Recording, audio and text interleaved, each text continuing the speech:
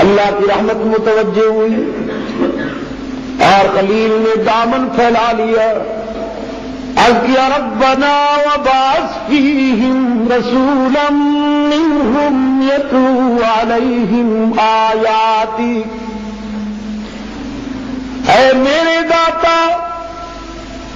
اگر میرے اس پسینے کا صلہ دینا چاہتا ہے، اگر میری اس محنت کی اجرت دینا چاہتا ہے تو پھر اے قسام ازل، اے سب سے بہتر دینے والا، تجھ سے محمد مانگتا ہوں صلی اللہ علیہ وسلم، مجھے اپنا محبوب دے دے، میں نے تیرا یہ گھر تعمیر کیا اور تیرا محبوب اگر میری اولاد میں سے آئے گا تو میرا وہ لاڈلا بنے گا، میرا بیٹا بنے گا، وہ اس گھر کو آباد کرے گا، میں اس گھر کا معمار، تیرا محبوب اور میرا بیٹا اس گھر کا معلم، بس یہی ہے میری محنت کا صلہ، یہی ہے میرے پسینے کی قیمت کہ اپنا محبوب میرے اولاد میں سے بھیج دے۔ وہ ہاتھ پہ روشن ضمیرو،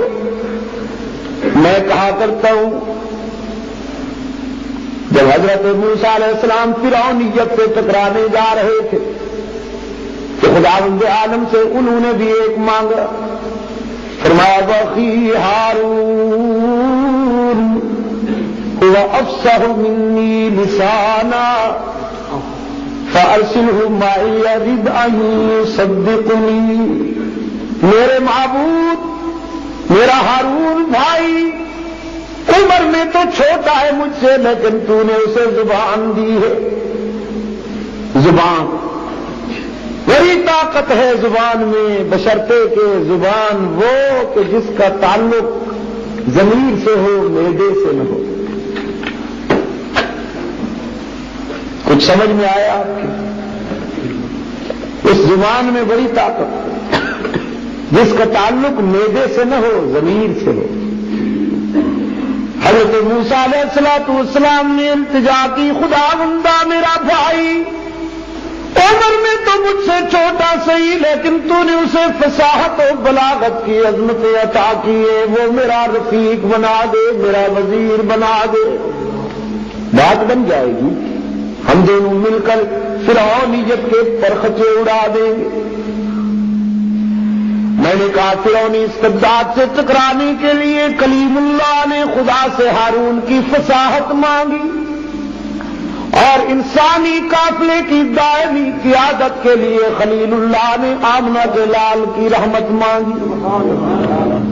اور پھر آمنہ کے لال صلی اللہ علیہ وسلم نے ظلم و تشدد کی اندھیری رات کو ختم کرنے کے لیے خدا سے ابن خطاب کی جلالت مانگی، عدالت عمر فاروق، تاج و تخت و ختم نبوت۔ کوئی مدعائے کلیم ہے، کوئی مدعائے خلیل ہے، اور فاروق وہ خوش نصیب ہے کہ جو مراد محبوب خدا ہے۔ کسی کے لیے موسیٰ نے ہاتھ اٹھائے علیہ السلام، کسی کے لیے حضرت خلیل نے ہاتھ اٹھائے علیہ السلام، اور کوئی ایسا خوش نصیب ہے بھی انبیاء کے بعد نبی بھی نہیں لیکن خوش نصیب ایسا ہے کہ اس کے لیے امام الانبیاء نے ہاتھ اٹھائے۔ اور کو ہاتھ والو ایک اور بات بھی کبھی نہ بھولنا، جس کو خلیل نے مانگا وہ کئی ہزار سال بعد مسند پہ آیا، جس کو خلیل نے مانگا وہ کئی ہزار سال بعد مسند پہ آیا۔ علماء نے لکھا ہے کہ رحمت عالم صلی اللہ علیہ وسلم اور ابراہیم علیہ السلام کے درمیان کم و بیش 4000 سال کا فاصلہ ہے، 4000 سال کا، اور حضرت ابراہیم علیہ السلام کی اولاد سے 14000 انبیاء پیدا ہوئے، 14000 انبیاء، اور آخر میں آئے محبوب خدا صلی اللہ علیہ وسلم الف الف مرۃ بعدد کل ذرۃ جس کو خلیل نے مانگا وہ کئی ہزار سال بعد مسند پہ آیا، اور جس کو رحمت للعالمین نے مانگا رات کو ہاتھ اٹھائے، صبح ہونے سے پہلے فاروق اعظم روتا ہوا نبوت کے قدموں میں آ گئے۔ وہ دعائے خلیل تھی، یہ دعائے محمد ہے صلی اللہ علیہ وسلم۔